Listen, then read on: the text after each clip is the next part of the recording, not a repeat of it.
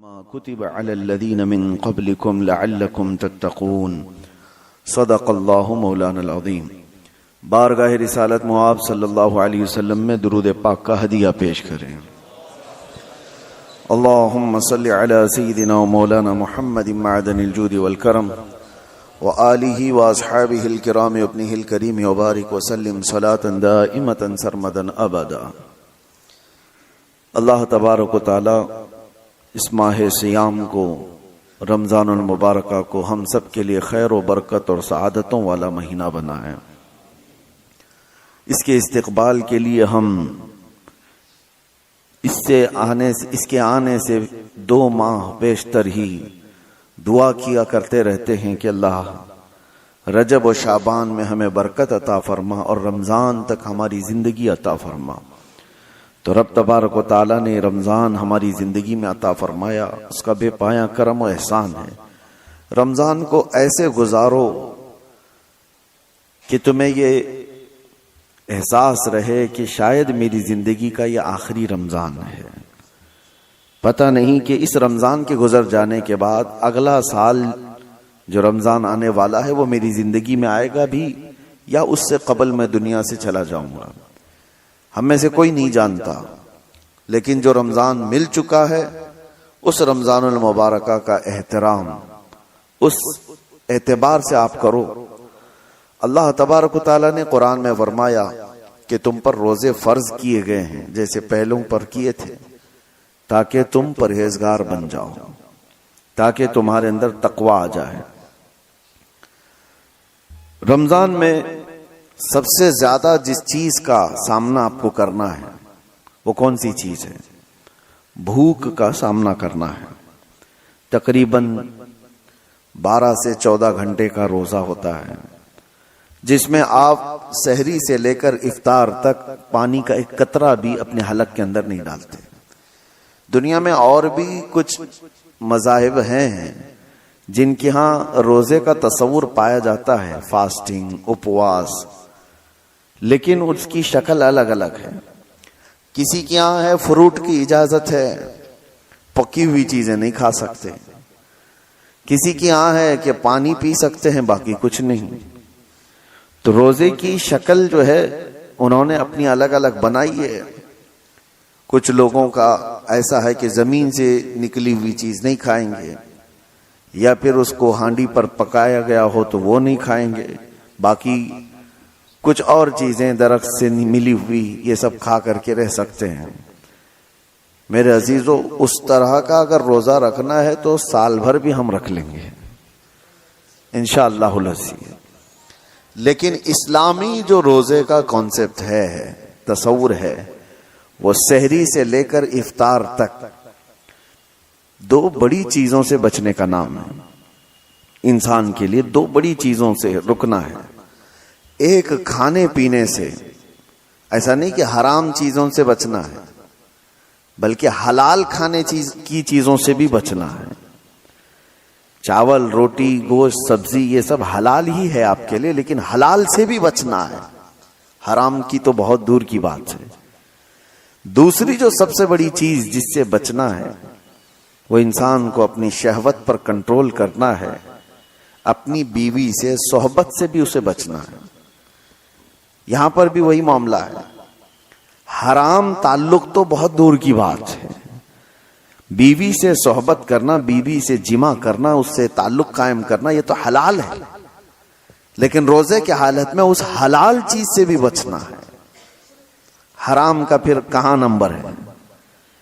یہ آپ کو اس لیے میں بتا رہا ہوں کہ کھانا پینا بھی حلال تھا، جمع کرنا بھی حلال تھا مرد کے لیے، عام دنوں میں، عام راتوں میں، لیکن روزے کی حالت میں ان حلال چیزوں سے جب بچنے کا حکم ہے تو پھر حرام چیزوں سے اسے کتنی دور رہنا چاہیے۔ 2 بڑی چیزوں سے بچایا جاتا ہے، اور یہ 2 چیزیں انسان کی روز کی ضروریات میں آ جاتی ہیں۔ چلے کھانا پینا تو یہ روز کی ضرورت ہے، لیکن اس کے جسمانی سکون جس میں رکھا گیا ہے، عورت سے تعلق، گاہے بگاہے اس کی بھی اسے ضرورت ہے۔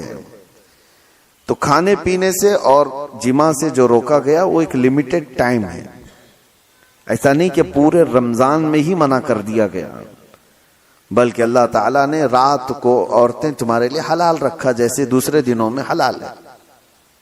افطاری کے بعد سے لے کر سحری تک جو تمہارا ٹائم ہے کھا پی سکتے ہو، اسی طرح جمع بھی کر سکتے ہو۔ رمضان المبارکہ کے دنوں کو کیوں ان تمام چیزوں سے دور رکھا گیا؟ یہ بڑی بات ہے میرے عزیزوں۔ بھوک انسان کے لیے ایک ایسا چیلنج ہے، اللہ کے رسول صلی اللہ تعالی علیہ وسلم نے فرمایا بسا اوقات بھوک آدمی کو کافر بنا دیتی ہے۔ فقر و فاقے اور اس طرح کی غربت سے اللہ کے رسول صلی اللہ علیہ وسلم پناہ مانگتے اور فرماتے کہ حد سے زیادہ غربت آدمی کو کبھی کبھار کفر کی طرف لے جاتی ہے، بندہ ناشکرا ہو جاتا ہے، بھیک مانگنے کی عادتیں آ جاتی ہیں، یا چوری ڈکیتی کی کوششیں کرنے لگ جاتا ہے۔ آج دنیا میں بہت سارے ایسے کرائم ہیں، ان کرائم کے پیچھے اگر آپ وجہ ڈھونڈیں گے کہ اس کا ریزن کیا ہے، تو ان کا پیٹ ہے جو ان کو کرائم کرا رہا ہے، ان کی بھوک ہے جو ان کو یہ تمام چیزوں پر لے آتی ہے۔ کچھ عورتیں اپنے جسموں کے کاروبار میں مصروف ہیں، انہوں نے اپنا جسم دے دیا، وہ مردوں کے نظر کر دیں اور اپنا جسم ایک رات کے لیے بیچتی ہیں، تو ان کا اس کے پیچھے ریزن کیا تھا؟ تو اکثر میں تو یہ سمجھ میں آتا ہے کہ ان کی بھوک، ان کے پیٹ کی ضرورت شہوت سے کرنے والے کم ہوں گے، لیکن اکثریت جنہوں نے اس راستے کو اختیار کیا، گھر کی غربت، چند پیسے آ جائیں، گھر سنور جائے، ان تمام خواہشات نے ان کو اس راستے پر لگا دیا۔ بہت سارے چور ہیں، بہت سارے ڈکیت ہیں، انہوں نے چوری کا راستہ اختیار کیوں کیا؟ یہ غربت ان کو وہاں پر لے آئی۔ اور ایک بار آدمی کرنے کے بعد پھر مالدار ہو بھی جائے تو پھر وہ اپنی پرانی خصلت چھوڑتا نہیں۔ مثال کے طور پر کچھ گنڈے، کچھ ڈاکو جو ڈکیت ہیں اور ڈاکہ زنی کرتے ہیں، ایسا نہیں کہ وہ غریب ہی رہتے ہیں، بہت مالدار ہو گئے، وہ ڈان کہلانے لگ گئے، کروڑوں کی ان کے پاس جائیدادیں آ گئیں، لیکن وہ کام چھوڑتے نہیں۔ وجہ یہ ہے کہ بھوک نے ان کو شروعات کرا دی تھی، اب وہ بھوک ان کی موت تک مٹتی نہیں۔ بھوک کی وجہ سے وہ آیا تھا، پیٹ کی بھوک، اس کو مٹانے کے لیے چھوٹی موٹی چوریاں کیا، لیکن جس راستے کو اس نے اختیار کیا کہ بھوک کو ختم کروں، وہ راستہ ایسا ہے کہ موت تک اس کی بھوک کا وہ علاج نہیں دے سکتا۔ چاہے اس کے پاس اربوں کی جائیداد آ جائے، بھوک مٹتی نہیں۔ یہی طوائف کے ساتھ بھی ہے، وہ چند دن کر کے ایسا نہیں ہوتا کہ وہ چھوڑ دے، اس کا بڑھاپا آ جائے، جسم لٹک جائے، مگر وہ اس کاروبار میں جمی رہی۔ وجہ یہ ہے کہ اس راستے پر اس کو لایا کون تھا؟ اس کی بھوک، اس کی لالچ۔ شروع میں یہ سوچ کر کے آئی کہ چند دن مالداروں کو راضی کر دیں تو میرا گھر سنور جائے گا، مجھے بھی کچھ پیسے مل جائیں گے، تو اس راستے کو اختیار کیا، تو پھر یہ راستہ اسے موت تک چھوڑتا نہیں، اس کی بھوک مٹتی نہیں۔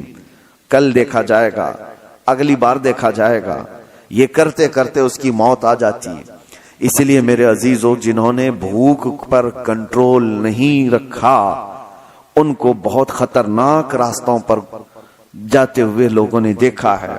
اور رمضان المبارکہ اسی ریہرسل کے لیے تمہیں لایا جاتا ہے۔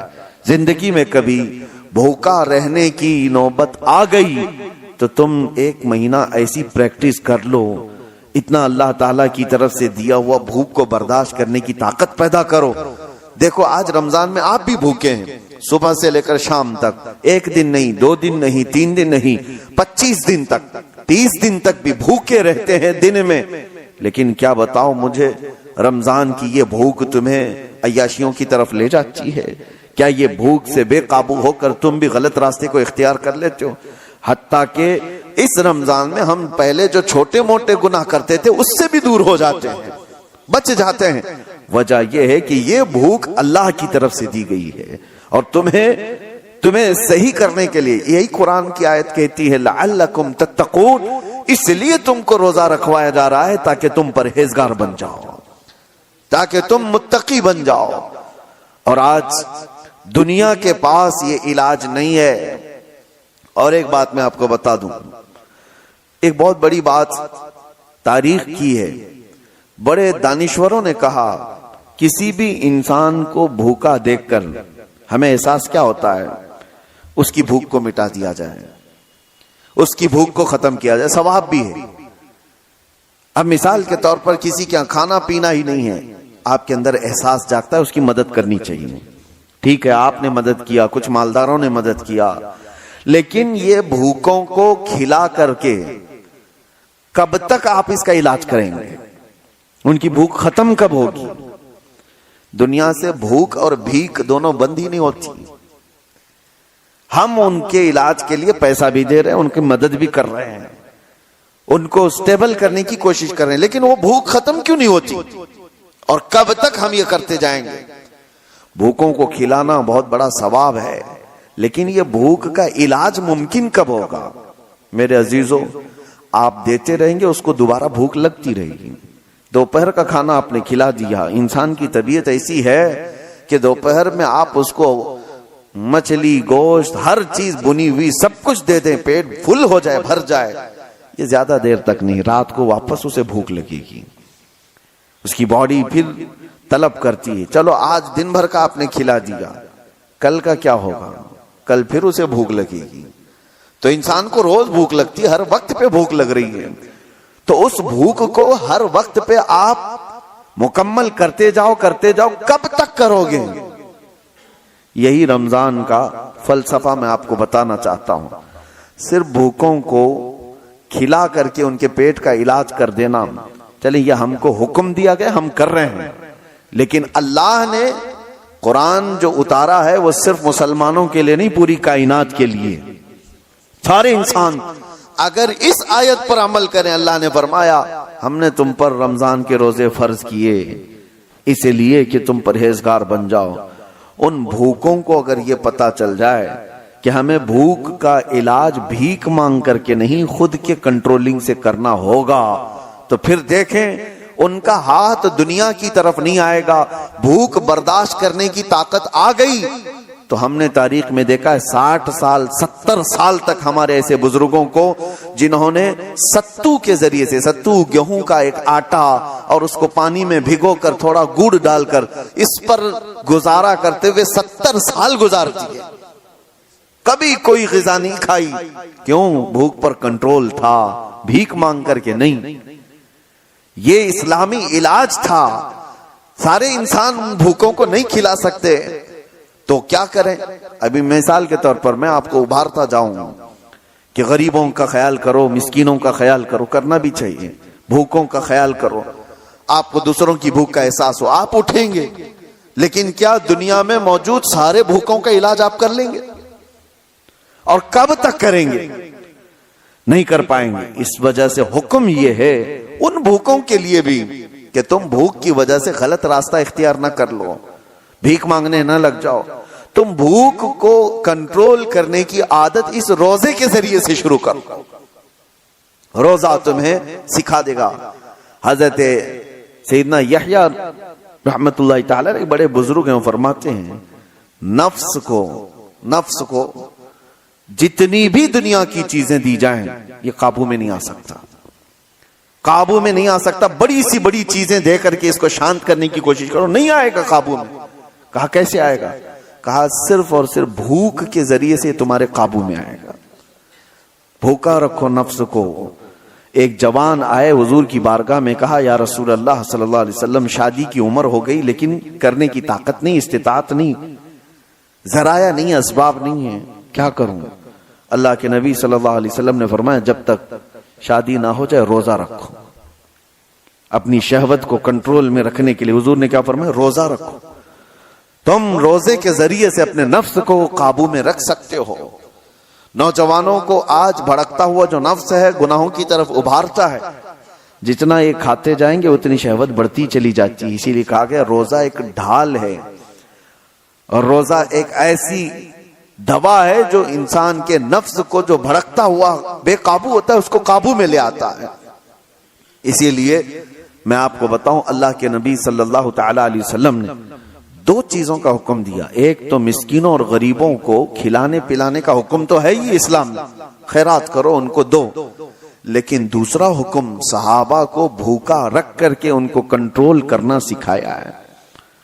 ایک صحابی حضرت ابو ہریرہ رضی اللہ تعالیٰ عنہ فرماتے ہیں کہ ایک دن مجھے شدت کی بھوک لگی، میں گھر سے نکلا کہ رسول پاک صلی اللہ تعالی علیہ وسلم کے بارگاہ میں جا کر کے عرض کروں کہ آقا کھانے کے لیے بھوک بہت زیادہ لگی ہے۔ تو میں جیسے ہی باہر آیا تو حضور اپنے حجرے سے نکل رہے تھے۔ توجہ سے سنیں، حضرت ابو ہریرہ عرض کرتے ہیں پیٹ دکھا کر کے، یا رسول اللہ صلی اللہ علیہ وسلم، الجوع، بھوک بھوک۔ نبی پاک صلی اللہ تعالی علیہ وسلم نے مسکرایا اور اپنا جبہ اٹھا کر دکھایا، 2 بڑے پتھر حضور کے پیٹ پہ بندھے ہوئے تھے۔ حضرت ابو ہریرہ کہتے ہیں کہ اللہ کے نبی صلی اللہ تعالی علیہ وسلم مجھ سے زیادہ بھوک کو برداشت کر رہے ہیں۔ پتھر باندھنا ایک علامت تھی کہ بھوک کو کنٹرول کرنے کے لیے پیٹ پر پتھر باندھے جاتے تھے۔ پھر بھی نبی پاک صلی اللہ تعالی علیہ وسلم نے فرمایا ابو ہریرہ چلو ساتھ چلتے ہیں۔ باہر نکلے تو جیسے ہی باہر نکلے حضرت ابو بکر صدیق باہر گھر سے آ رہے تھے۔ حضور صلی اللہ تعالی علیہ وسلم نے ان کو دیکھا، پوچھا ابو بکر اس وقت دوپہر کے وقت کس چیز نے تمہیں باہر نکالا؟ حضرت ابو بکر صدیق کہتے ہیں بھوک نے مجھے گھر سے باہر نکالا، میں کچھ کھانے کی تلاش میں باہر نکلا۔ حضور صلی اللہ تعالی علیہ وسلم انہیں بھی ساتھ لے لیے۔ تھوڑی دور گئے تھے کہ حضرت عمر بھی نظر آئے۔ حضور نے ان سے پوچھا عمر اس وقت کہاں جا رہے ہو؟ کہا یا رسول اللہ بھوک نے مجھے گھر سے باہر نکالا۔ سب کا ایک ہی مسئلہ ہے۔ حضرت عمر بھی آئے۔ اب سنیے، تینوں کو رسول پاک صلی اللہ تعالی علیہ وسلم لے کر ایک صحابی کے گھر گئے۔ وہ صحابی حضور پاک صلی اللہ تعالی علیہ وسلم کی آمد سے اتنے زیادہ خوش تھے، گھر میں جو تھا سب پیش کر دیا۔ یہاں تک تو بات ہے آگے کا واقعہ، لیکن ان تینوں صحابہ سے پوچھو، میں علاج بھی آپ کو بتا رہا ہوں، کہ آپ دوپہر میں بھوکے تھے، مدینے میں کہاں جا کر کے کیا لانا چاہتے تھے؟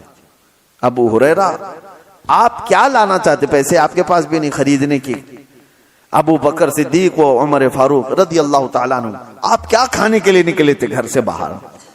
تینوں کا ایک ہی جواب ہے، ہم کچھ خریدنے کے لیے یا کچھ کھانے کے لیے نہیں نکلے۔ جب بھوک ہمیں شدت سے پریشان کرتی تو ہم چہرے رسول کو دیکھنے جاتے تھے۔ میرے آقا صلی اللہ تعالی علیہ وسلم کے چہرے جمال جہاں آرا کو دیکھتے صحابہ کا عقیدہ تھا کہ جیسی بھی بھوک ہو ختم ہو جاتی ہے۔ یہ ہے بھوک کا علاج، یہ عاشقوں کی بات ہے۔ کاش ہماری آنکھوں میں وہ جمال مصطفیٰ بس جائے۔ جب دنیا ہمیں اس طرح بھوک سے پریشان کرے تو وہ تصویر یار سامنے آ جائے، اور پھر حضور پاک صلی اللہ تعالی علیہ وسلم کے اس جمال میں مہ ہو کر کے ہم ساری بھوک بھول جائیں۔ اور ہوا ہے تاریخ میں ایسے۔ عزیزان گرامی، یہ باتیں میں آپ کے سامنے اس لیے کہہ رہا ہوں، وہ صدیق اکبر، وہ فاروق اعظم جن کے ناموں میں اتنی تاثیر ہے آج کہ آج بھی بڑی بڑی حکومتیں کانپتی ہیں ان کے دور حکومت کو سن کر کے۔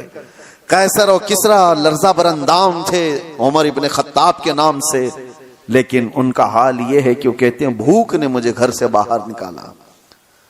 اللہ کے رسول صلی اللہ تعالی علیہ وسلم کے سب سے قریبی صحابہ ہیں، وہ بھوکے رہ کر کے ریہرسل کر رہے تھے کہ بھوک پر کنٹرول حاصل کرو۔ آج ہمارے پاس سب کچھ ہے، اور کچھ مالدار لوگوں کو جیسی مال کی چربی آتی ہے ان کو لگتا ہے روزہ رکھنا تو غریبوں کا کام ہے، ہم کو اللہ نے کس چیز کی کمی دی۔ کچھ مالدار یہ سوچتے ہیں کہ مال جس کے پاس کم ہے وہ روزے رکھے، ہمارے پاس تھوڑی نا کچھ کمی ہے، دولت کی ٹھاٹ بھاٹ سب کچھ ہے۔ اگر تم دولت کو کمپیئر کرنا چاہو تو عثمان غنی کے قدم تک بھی نہیں پہنچ سکتے، لیکن انہوں نے بھی بھوکا۔ یہ رمضان کی بات نہیں کر رہا ہوں جو صحابہ کی، عام دنوں کی بات کر رہا ہوں، عام دنوں کی بات۔ حضرت عثمان غنی رضی اللہ تعالیٰ عنہ کا حال تو یہ تھا، میاں ان کے مال سے تمہارا کیا کمپیریزن۔ ایک جنگ میں، جنگ تبوک کے موقع پر انہوں نے جو صدقہ دیا تھا، خیرات کیا تھا، جانتے ہو آج کے زمانے میں اس خیرات کی ویلیوشن کر لی جائے نا 116 کروڑ روپے بنتے ہیں آج کے۔ وہ حضرت عثمان غنی نے ایک ہی جنگ میں دان کر دیے تھے۔ وہ خیرات کرتے تھے تو 116 کروڑ آج کی قیمت بنتی ہے کوئی خیرات کرنے والا؟ اور ظاہر سی بات ہے پورا مال نہیں، اپنے مال کا تھوڑا سا حصہ انہوں نے خیرات کیا تھا، تو مال کتنا تھا ان کے پاس اس زمانے میں؟ اور یہی وجہ ہے کہ حضرت عثمان غنی رضی اللہ تعالیٰ عنہ کا مال آج بھی مدینے میں موجود ہے، آج بھی ہے۔ ان کے نام کی ہوٹلز ہیں، ان کے ہی کھاتے میں جاتی ہیں۔ مدینہ طیبہ کی میونسپلٹی کا خرچہ حضرت عثمان غنی کے مال سے پورا کیا جاتا ہے۔ آج ان کا مال ختم نہیں ہوا، آج بھی موجود ہے وقف عثمان۔ میں یہ کہہ رہا ہوں اتنے بڑے مالدار، اتنا کچھ ان کے پاس تھا، لیکن زندگی گزارنے کے لیے انہوں نے بھی بھوک کو اختیار کیا ہے، بھوک کو اختیار کیا۔ ایک بار تو ایسا ہوا کہ ایک صحابی حضور کے پاس آئے، کہا یا رسول اللہ صلی اللہ علیہ وسلم شادی کے لیے مال کچھ خریدنے کی مجھے ضرورت ہے، سامان خریدنے کی، کچھ مال چاہیے۔ حضور نے کہا کہ جاؤ عثمان کے پاس اپنے شادی کے اخراجات کے پیسے لے لو، کہنا کہ میں نے بھیجا ہے۔ وہ صحابی آئے حضرت عثمان غنی کے گھر پر، تو ابھی وہ دروازے پر پہنچے تھے، حضرت عثمان کی گرجدار آواز آ رہی تھی اندر سے۔ یہ صحابی ٹھٹک کر کھڑے ہو گئے، سنا کہ ڈانٹ رہے ہیں وہ کسی کو، وہ اپنے خادم کو ڈانٹ رہے تھے، اپنے غلام کو ڈانٹ رہے تھے حضرت عثمان غنی۔ یہ کان لگا کر باہر سے سنتے ہیں کہ کس بات پر ڈانٹ رہے ہیں، تو دیکھا کہ خادم کو، غلام کو اس بات پر ڈانٹ رہے ہیں کہ چراغ میں اس نے بتی تھوڑی زیادہ کر دی تھی، تیل زیادہ جل رہا تھا، بتی کو تھوڑا سا لمبا کر دیا تھا تو تیل زیادہ جل رہا تھا۔ عثمان غنی اس بات پر خادم کو خوب ڈانٹ رہے ہیں۔ تو یہ صحابی باہر سے سنتے ہیں اور واپس چلے جاتے ہیں۔ جو اپنے گھر میں چراغ کے تیل جلنے پر غصہ کرتا ہو، میری شادی کا خرچہ کہاں سے دے گا؟ واپس چلے گئے۔ دوسرے دن آئے، وہی وقت تھا، آج پھر گرجدار آواز آ رہی تھی اندر سے۔ انہوں نے سنا آج پھر کسی کو ڈانٹ رہے ہیں، آج پھر خادم کو ڈانٹ رہے تھے۔ کس بات پر؟ اس بات پر کہ دال میں نمک زیادہ کیا ہوا ہے، زیادہ نہیں، ٹیسٹی بنایا ہوا ہے۔ نمک کے بغیر تو ٹیسٹ آتا نہیں، تو ٹیسٹ اچھا کر دیا۔ تو حضرت عثمان غنی اس پر اس کو ڈانٹ رہے ہیں کہ نمک اتنا استعمال کر لیا کہ دال لذت والی ہو گئی ہے، زیادہ کھائی جا سکتی ہے۔ تو یہ صحابی جو باہر کھڑے تھے انہوں نے کہا یہ تو دال پر اور چراغ پر غصہ کرتے ہیں، یہ میرے شادی کا خرچہ کہاں سے دیں گے؟ واپس پلٹ رہے تھے، حضرت عثمان غنی نے ان کو دیکھ لیا، کہا کہ کل بھی تم آئے تھے، آج بھی تم آئے، کیا بات ہے، کس لیے آئے؟ انہوں نے کہا بات در حقیقت یہ ہے کہ اللہ کے نبی صلی اللہ علیہ وسلم نے تمہارے پاس مجھے بھیجا، میرے شادی کے اخراجات آپ سے میں حاصل کروں، لیکن آپ 2 دن سے میں دیکھ رہا ہوں غصے میں ہیں، خادم کو خوب ڈانٹے جا رہے ہیں، کبھی چراغ پر کبھی دال پر۔ میں نے یہ سوچا کہ کہاں میری شادی ہو سکتی ہے ان کے مال سے۔ حضرت عثمان غنی نے کہا قسم خدا کی تو کیا اللہ کے نبی کا حکم ہو تو 70 شادیاں میں تنہا کر دوں، لوگوں کے مدد کے لیے میرا مال کھلا ہوا ہے، لیکن جو تم نے دیکھا میرے گھر میں وہ میرے اپنے ضرورت کے لیے چیزیں تھی۔ خادم نے چراغ کو، بتی کو زیادہ کیا، تیل زیادہ جلتا گیا، نمک اتنا ڈال دیا کہ دال زیادہ کھائی جا رہی۔ اس بات پر میں نے غصہ اس لیے کیا کہ کل قیامت کے دن رب ذوالجلال اگر حساب لے لے، کیا عثمان تجھے اتنی ہی روشنی کی ضرورت تھی، تو نے اتنا زیادہ کیوں جلایا؟ اگر رب تبارک و تعالی حساب لے لے کہ تو نے دال جتنے پر تیرا گزر ہو سکتا تھا اس سے زیادہ کھایا کیوں، اس لذت بڑھ گئی تیری، تو میں کیا جواب دوں گا؟ اس لیے تربیت کے لیے میں اپنے خادم کو ڈانٹ رہا تھا، یہ نہیں کہ دوسرے کو دینے کے لیے کبھی ڈانٹا ہے۔ یہ حضرت عثمان غنی تھے جنہوں نے مالداری کے اوج پر پہنچ کر کے بھی کنٹرولنگ دکھایا دنیا کو۔ آج لوگ یہ سمجھتے ہیں بہت مال آ جائے تو ہمارا نہیں ہے کام روزہ رکھنا، تراویح پڑھنا، یہ غریبوں کا کام ہے۔ اور اگر تمہارے دماغ میں ایسا ہے تو ٹھیک ہی ہے کہ اللہ غریبوں کو پسند بھی فرماتا ہے۔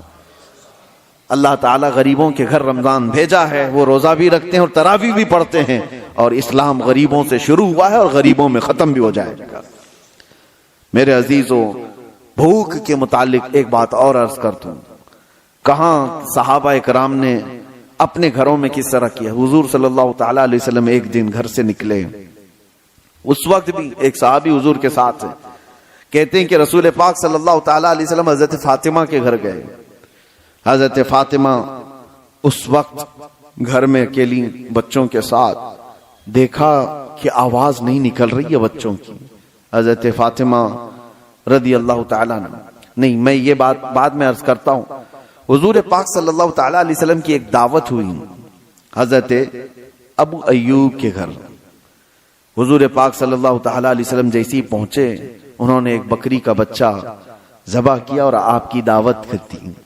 صحابہ جو ساتھ میں تھے، 2 صحابہ، حضور صلی اللہ تعالیٰ علیہ وسلم کھانے کے لیے بیٹھے تو حضرت ابو ہریرہ کہتے ہیں کھانے کی خوشبو اتنی تھی کہ جلدی سے جلدی لپکنے کا دل کر رہا تھا، ہاتھ لگا دوں. ظاہر سی بات ہے جو بندہ 3 دن سے بھوکا ہے وہ کھانے کے دسترخوان پر ہاتھ رکھنا ہی چاہ رہے تھے. رسول پاک صلی اللہ تعالی علیہ وسلم نے کہا گھر والوں سے کہ ایک کٹوری اور ہو تو دے دو. سالن دسترخوان پر رکھا ہے، ایک خالی کٹوری منگوائی اور اس میں سالن آدھا کیا، اور اس کے بعد جو بات کہتے ہیں میرے آقا، اللہ اکبر. ایک صحابی حضرت ابو ہریرہ وہ کہتے ہیں کہ حضور نے یہ دیا اور کہا جاؤ فاطمہ کے گھر دے کر کے آؤ. پچھلے 8 دن سے ان کے ہاں فاقہ چل رہا ہے. 8 دن ہو گئے ہیں ان کے ہاں فاقہ چل رہا ہے. ان کے بچے اور ان کا، یہ کس گھرانے کی بات کر رہا ہوں؟ کیا وہ گھرانہ محتاج تھا؟ وہ گھرانہ کوئی محتاج گھرانہ ہے؟ پوری دنیا جن کے نام کا صدقہ کھا رہی ہے آج. اور اگر وہ چاہ لیں اللہ کی بارگاہ میں خواہش بھی کریں روزانہ جنت سے جبرائیل ان کے لیے کھانا لے آئے. لیکن وہ گھرانہ ایسا تھا، بھوک پر کنٹرول کرنا سکھایا گیا، بھوک پر کنٹرول کرنا سکھایا گیا. یہی تو بات ہے کہ حسنین کریمین کی شجاعت کو پوری دنیا مانتی ہے کہ امام حسین کو کربلا میں 3 دن بھوکا اور پیاسا رکھ کر جھکانے کی کوشش کی گئی تھی. ان کے بچوں کو، ان کے خاندان کو پانی بند کیا گیا، کھانا بند کیا گیا. کیا جھکا امام حسین کا سر؟ پوری دنیا نے دیکھا. یزید کے سامنے جھکنا تو دور کی بات ہے، ہاتھ بھی آگے بڑھانے کو تیار نہیں ہوئے. وجہ کیا تھی؟ تم آج بھوک سے حسین کو آزما رہے ہو، ان کی ماں تو بچپن میں بھوک کی تربیت دے چکی تھی. بچپن میں ان کو بھوک کی تربیت دی گئی ہے، بھوکا رہنے کی عادت دی گئی ہے. ارے روزے ان کے گھر کے ہیں، یہاں پر فاقہ ان کے گھر کا ہے. یہی تو بات ہے کہ آج اپنے بچوں کو اگر آپ بھوک کو برداشت کرنے کی تربیت دے دو، انشاءاللہ میرا یہ کہنا ہے کہ کبھی تمہارا بچہ حرام روزی کی طرف نہیں جائے گا. وہ کبھی ایسا نہیں ہوگا کہ اپنے لذتوں کے لیے کچھ بھی کھا لے گا. ہمارے گھر میں روز کھانا بنتا ہے، ٹھیک ہے، کبھی کبھار نہ بنا. میں خود میرے والد گرامی کو دیکھتا، کسی دن پورا کا پورا آف، کچھ بھی نہیں، وہ مرمرے ہوتے تھے. ہماری ماں سے کہا جاتا بچوں کو آج یہی کھلاؤ. ہر دن لذت والی چیزیں کھانے کی جو بچوں کو عادت ہو جاتی ہے. ماں آج بریانی، ماں رات کو سالن، ماں آج یہ چاہیے، ماں وہ چاہیے. بچوں کی خواہشات پر تو ہم اتاولے رہتے ہیں، بیٹا کیا چاہیے ابھی؟ اور اب تو زمانہ پیزے برگر کا آ گیا، ادھر خواہش کیا کہ ادھر گھر میں آ گئی چیزیں. تو بچوں کو اس قدر ہم لذتوں کے ساتھ حاوی کر چکے ہیں ان کے کھانوں کی خواہشات کو کہ وہ اب بچ نہیں پاتے. اور ایک دن اگر ان کو ہلکی غذائیں کہو کہ کبھی دال چاول کھا لو. کتنے گھروں سے ہمیں یہ بات آتی ہے، ان کی مائیں یا ان کے گھر والے کہتے ہیں گھر میں کسی دن سبزی پکائی جائے تو یہ بچے گھر سے ہی بھاگ جاتے ہیں، کہتے ہیں آج کھانا نہیں ہے. کیا بنا ہے گھر میں؟ کچھ کھانا تھوڑی ہے، باہر جائیں گے چائنیز کھانا ہے. کوئی دن ایسا آتا ہے کہ روز لذت والی چیزیں کھا رہے ہیں، آج دال چکھ لیں گے. کوئی دن ایسا آتا ہے کہ آج اپنے نفس کو مارنے کے لیے کریلا چکھ لیں گے، جو خواہش ہوتی ہی نہیں جس کی کھانے کی، چکھ لیں گے. میرے عزیزو، یہ بھوک کو اگر تم نے کنٹرول نہیں کیا تو یہ ایسا گھوڑا ہے جو کہیں رکتا نہیں. نفسانی خواہشات، اس کو لگام دینا پڑتا ہے. حضرت سیدنا عیسیٰ علیہ السلام نماز میں کھڑے تھے، کمزوری تھی، تو کہتے ہیں کہ شیطان ان کے پاس آیا اور نفس کے راستے سے ان سے کہا آپ بڑے کمزور ہیں، تھوڑا کھا لیں گے تو عبادت میں کھڑے ہو جائیں گے. آپ نصیحت کر رہا ہے، عبادت آپ کی اچھی ہو جائے گی، آپ تھوڑا کھا لیں گے، کچھ کھانا پانی پیش کر دوں. سیدنا عیسیٰ علیہ السلام جلال میں اور کہا یقیناً بھوک تو لگی ہے، پیاس تو لگی ہے، لیکن تجھ جیسا شیطان اور یہ کہے کہ کھا لیں عبادت میں طاقت آ جائے گی، یہ سمجھ سے باہر ہے، سمجھ سے باہر ہے۔ حضرت عیسیٰ علیہ السلام نے اسی وقت کہا میں مر جاؤں گا لیکن تیری پیشکش کو قبول نہیں کروں گا، تیری طرف سے جو بھوک مٹانے کی بات کی جا رہی ہے۔ اور اسی وقت عیسیٰ علیہ السلام نے یہ فرمایا کہ مجھے پتا ہے کہ شیطان اگر سب سے زیادہ بلکتا ہے، تڑپتا ہے تو انسان کی بھوک سے، کہ یہ بھوکا رہے گا تو میرا وار اس پر نہیں ہو پائے گا۔ شیطان کو اس بات کا ہمیشہ ڈر ہے کہ جو بندہ بھوکا اور پیاسا رہ جائے اور اس کو برداشت ہو جائے تو شیطان کہتا ہے کہ اس پر تو میرا وار ہو نہیں پائے گا، مشکل ہو جائے گا، اس کو کھلاؤ، اس کو پلاؤ۔ روزہ چھوڑنے کی جتنے لوگوں کے دلوں کے اندر یہ خواہشات آتی ہیں وہ نفس ان کا روزے سے دور کرتا ہے۔ وہ شیطان کا جاسوس کہا گیا ہے نفس کو، جو چھوڑ کر کے گیا ہے۔ رمضان میں شیطان تو نہیں لیکن شیطان کا جاسوس ہمارے ساتھ ہے، وہ نفس ہے۔ ہمیں کن کن چیزوں کی خواہشات ہے یہ نفس اسے خبر دیتا ہے شیطان، اور اسی راستے سے وہ ہم پر حملہ کرتا ہے۔ نفس تو ہمارے سب کے ساتھ ہے۔ یہ تمہیں اندر سے یہ کہے گا کہ بھوکے رہنے سے کمزوری آ جائے گی، فلاں ہو جائے گا، یہ ہو جائے گا، اور کھاؤ، پیٹ کو بھرتے جاؤ، اور نفس جب موٹا ہو جائے شیطان اس پر حاوی ہو جائے۔ اس لیے میرے عزیزوں اور بہت ساری مثالیں ایسی ہیں کہ بھوک نے انسان کو قابو میں کرنے کی عادت اگر کسی انسان کے اندر آ گئی تو وہ وقت کا ولی بن جائے گا۔ اللہ کے اولیاء اکرام کی پوری تاریخ آپ دیکھو، ان کے ہاں جو تربیت دی جاتی ہے سب سے پہلے بھوکا رہنے کی تربیت دی جاتی ہے، بھوکا رہنے۔ اس لیے مجھے ایک بات یاد آتی ہے، مارہرہ متحرہ میں حضرت سید آل رسول احمدی مارہروی رضی اللہ تعالی اعلیٰ حضرت کے پیر و مرشد ہیں۔ وہ بڑے سادات کا خاندان، حضور سید آل رسول احمدی مارہروی خاتم الاکابر رحمت اللہ تعالی علیہ، آپ کی بارگاہ میں ایک مولانا صاحب آئے اور انہوں نے کہا کہ حضور آپ یہاں خلافت مجھے لینی ہے۔ لوگ خلافت کے چکر میں بھاگتے رہتے ہیں، آج تو عام ہے کہیں سے بھی مل جائے گی چلتے پھرتے، لیکن وہ اولیاء کاملین ان کے ہاں مولانا صاحب نے کہا کہ حضور آپ سے بیعت ہوں، خلافت چاہیے۔ تو حضرت خاتم الاکابر نے کہا آج تو آئے ہاں آپ رات میں، کھانا کھائیے، آرام کیجیے، کل دیکھیں گے، بات کریں گے۔ تو خادم سے کہہ کر کے ان کو مچھلی منگوائی، اور روہو مچھلی اور یا کوئی اور ایک خاص قسم کی مچھلی، بھنی ہوئی مچھلی ان کو خوب کھلانے کے لیے حکم دیا۔ حضرت نے ان کو خوب کھلایا، لیکن خادم سے کہا تھا پانی مت دینا، مچھلی پیٹ بھر کر کے کھلاؤ۔ ان کو خوب مچھلی پروسی گئی، اور جیسی وہ شکم سیر ہو گئے، خادم نے کہا آتا ہوں، اور دروازہ بند کر کے چلا گیا۔ پانی کچھ دیا ہی نہیں، اور مچھلی جب پیٹ میں جائے تو شدت کی پیاس لگتی آدمی، اور وہ خاص قسم کی مچھلی تھی جس کو بھونا گیا تھا الگ انداز سے۔ وہ اندر جا کر کے بے قراری، بے چینی بڑھ گئی، وہ پکارتے رہے اندر سے پانی پانی پانی، کوئی سننے کو تیار نہیں۔ حضرت کا حکم تھا پانی مت دو۔ صبح تک وہ بیچارے ادھر سے ادھر تڑپتے رہے، ان کی آنکھیں چوڑی ہو گئیں، صبح حلق سے زبان باہر آنے لگ گئی۔ کہا کیا مہمان نوازی، سادات کا گھرانہ ہے، کیا میرے ساتھ کیا گیا ہے۔ صبح فجر میں خادم جیسی دروازہ کھولا، لپک کے اس کو پکڑ لی، کہا کہ ابھی تجھے مار ڈالوں گا، فلاں کر دوں گا۔ جتنا غصہ تھا سب نکال دیا، اس کے کپڑے پکڑ کے پھاڑ دیے۔ کہا رات کو کھانا کھلایا، پانی نہیں دے سکتا تھا۔ اس نے کہا میں نے کچھ نہیں کیا، جس پیر و مرشد کے پاس آپ خلافت لینے آئے تھے ان کا حکم تھا۔ کہا چلو ان سے ہی بات کرتا ہوں۔ تاؤ میں تھے جو کل خلافت لینے آئے تھے، آ کر کے کہا کہ یہ کیسی مہمان نوازی ہے آپ کی، کیا آپ کے ہاں ایسا کیا جاتا ہے، پانی نہیں دیا جاتا ہے، فلاں فلاں فلاں، نان سٹاپ سب چیزیں کہہ گئے۔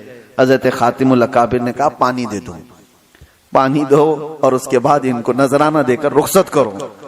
پانی دے کر ان کو سب ٹھنڈا کیا گیا۔ تو پھر انہوں نے کہا حضرت آپ نے کہا تھا کل رات میں کہ آج رات کھانا کھا کر سو لو، کل خلافت کی بات کریں گے۔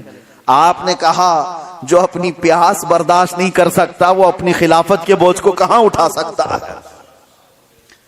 ایک رات کی پیاس نہیں برداشت کر سکتا، وہ اتنی بڑی ذمہ داری کو کہاں اٹھا سکتا ہے؟ جاؤ، ابھی تمہاری تربیت کی ضرورت ہے۔ یہ اولیاء کاملین، صوفیاء کاملین کا طریقہ رہا ہے کہ اپنے مریدین کو پہلے بھوک سے وہ آزماتے تھے اور ان کو ریہرسل کرواتے تھے کہ کنٹرول کرنا سیکھو، بھوک اور پیاس انسان کو بے قابو کرتی ہے۔ یہی تو بات ہے، آج بھی آپ اس کا جلوہ دیکھ سکتے ہیں جو میں نے بتایا مولانا صاحب کا جلال، جو اپنے اس گھرانے پر بھی جلال کر گئے جس پر خلافت کی توقع لے کر آئے تھے، اس کی ایک جھلک آپ اپنے ہاں بھی دیکھ سکتے ہیں۔ شام کا وقت دیکھو، عصر کے بعد سب کا چہرہ اور کس انداز سے ان کا پارا گرم رہتا ہے۔ افطاری سے پہلے کسی مسلمان کو ٹچ بھی کر دے کوئی، جنگ ہو جاتی ہے۔ باہر سڑکوں پر تو اکثر یہ دیکھا گیا ہے کہ یہ بیچارہ سامان خریدنے جا رہا ہے، بائک بھگا رہا ہے، اس کو نہ ادھر کی دکھ رہی نہ ادھر کی دکھ رہی، خود ہی جا کے کسی کو ٹھوکا اور پھر اس کے بعد لڑائی بھی خود ہی کر رہا ہے، سامنے والے کو خود ہی نیچے کر کے مارنے کی کوشش کر رہا ہے۔ وجہ یہ ہے کہ یہ وہی جلال ہے جو صبح سے شام تک بھوک اور پیاس برداشت نہیں ہو رہی ہے۔ یہ اللہ تعالیٰ کی عطا ہے جو تم محفوظ ہو۔ اگر اللہ تبارک و تعالیٰ کی رحمت نہ ہو تو ہم گھنٹوں بھی برداشت نہیں کر پائیں گے۔ یہ اللہ کی عطا ہے، اس کی رحمت ساتھ ہے۔ افطاری کے موقع پر آپ دیکھو، دسترخوان پر کھانا آپ کو تھوڑا سا ہی ہے، لیکن دسترخوان پر اجتماعی طور پر اگر آپ بیٹھے رہو کبھی مسجد وغیرہ میں، ارے کیلے کا ایک ٹکڑا بھی تمہارے سامنے والا بازو والا اٹھا لیا تو غصہ آ جاتا ہے۔ شربت کا گلاس آپ کے پاس رکھا تھا، کسی اور نے سامنے سے اٹھا لیا، ارے ملے گا بعد میں بھی، لیکن اس وقت برداشت نہیں ہوتا۔ ایک گلاس شربت کوئی لے لیا تو غصے میں اس کو دیکھنے لگ جاتے ہیں، بھائی اپنے سامنے کا دیکھ، میرا کیوں اٹھاتا ہے؟ تو یہ جو جلال ہے یہ وہی ہے جو صبح سے شام تک بھوکے رہے۔ اللہ اکبر، میرے آقا صلی اللہ تعالی علیہ وسلم کے دربار میں بس یہ آخری بات، ایک بار افطار کا دسترخوان سجا ہوا ہے۔ حضور پاک صلی اللہ علیہ وسلم حضرت عائشہ سے کہتے ہیں، عائشہ حجرے میں تھی، دیکھو باہر کوئی مسافر تو باقی نہیں رہ گیا، ہمارے دسترخوان پر آ جائے۔ حضرت عائشہ کہتی ہے میں حجرے سے کھڑکی میں جھانک کر دیکھتی ہوں تو جنت البقیع قبرستان کے پاس ایک درخت تھا، وہاں کوئی اپنے گھوڑے کو باندھتا ہوا ایک آدمی نظر آیا۔ حضور سے وہ عرض کرتی ہیں کہ آقا ایک مسافر دکھتا ہے کہیں دور سے آیا ہوا۔ حضور نے اپنے صحابہ کو بھیجا، جاؤ جو آیا ہے اس کو لے آؤ دسترخوان پر۔ تو صحابی گئے اور ان سے پوچھتے ہیں کہاں سے آئے ہو؟ بڑا لمبا سفر طے کر کے کوئی آیا ہوا تھا، اور اس نے پوچھا کہاں کا ارادہ ہے؟ تو آنے والے مسافر نے کہا میں محمد صلی اللہ علیہ وسلم کو دیکھنے آیا ہوں۔ کہا چلو وہ تمہارے انتظار میں۔ اسے معلوم بھی نہیں تھا، دسترخوان پر سب بیٹھے، وہ دسترخوان پر آ کر بیٹھ گئے۔ ایک ہی دودھ کا پیالہ تھا اور 70 صحابہ بیٹھے ہوئے، ایک دودھ کا پیالہ۔ کبھی تعداد صحابہ کی جو اصحاب صفہ ہیں حضور کے ساتھ، نبی پاک صلی اللہ تعالی علیہ وسلم دسترخوان پر بیٹھے، سب سے پہلے وہ نئے آئے ہوئے اجنبی مسافر کو حضور نے پیالہ پیش کیا، اس نے اٹھایا اور پورا ہی پی گیا۔ اب ظاہر سی بات ہے روزے کا وقت ہے، جلال کیسا ہونا چاہیے کہ ہماری لیے تھوڑی سی تو چیز چھوڑتا، کسی ایک کی بھی ماتھے پر کوئی شکن نہیں، بلکہ میرے آقا نے اس کو پورا شکم سیر ہو کر پیتے ہوئے دیکھا تو مسکرایا اور کہا اللہ تجھے سیراب کرتے ہیں۔ یہ نہیں کہ اب ہم کیا کریں گے، ایک کھجور لی، خود حضور پاک صلی اللہ تعالی علیہ وسلم آدھا چبائے اور اس کے بعد صحابہ کو دیا، اسی پر افطار ہو گئی۔ کسی نے آنے والے مسافر سے نہیں کہا کہ سب کا تو کھا گیا۔ یہی تو بات ہے کہ آقا کے بارے میں کہا گیا ہے آتا ہے فقیروں پہ انہیں پیار کچھ ایسا، خود بھیک دیں اور خود کہیں منگتے کا بھلا ہو۔ وہ دربار رسالت میں یہ صبر سکھایا گیا تھا صحابہ کو کہ بھوک اور پیاس جتنی بھی ہو، لیکن دوسرے کی اگر ضرورت ہے تو تمہاری ماتھے پہ شکن نہ ہے، پہلے اس کی ضرورت پوری ہو جائے۔ اللہ کریم اس رمضان المبارکہ کے روزوں سے ہمیں ہدایت کی توفیق عطا فرمائے۔ مولا کریم ہمارے نفس کو کنٹرول کی توفیق ہمیں عطا کرے، اور اللہ تعالیٰ اپنے وعدے کے مطابق ہمیں اس ماہ مبارکہ میں پرہیزگاری عطا فرمائے، تقوی عطا فرمائے، اور رسول کریم صلی اللہ تعالی علیہ وسلم کی بارگاہ کا قرب ہمیں نصیب فرمائے۔ وآخر دعوانا ان الحمد للہ رب العالمین۔ السلام علیکم۔